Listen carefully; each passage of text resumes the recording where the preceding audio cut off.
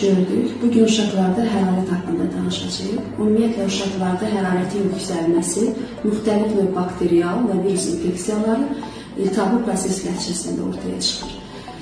Uşaqlarda hərarət zamanı nə etmək lazımdır? Ümumiyyətlə, hərarət orqanizmin müdafiə reaksiyasıdır. Belə ki, immun sistem bioloji aktiv maddələrin sintezinə 38 yarım temperaturdan sonra başlayır. Ona görə də tövsiyə olunur ki, 3 yaşından yuxarı uşaqlarda 38,5 dərəcəyə qədər heç bir qızdırma salıcı istifadə olunmasın.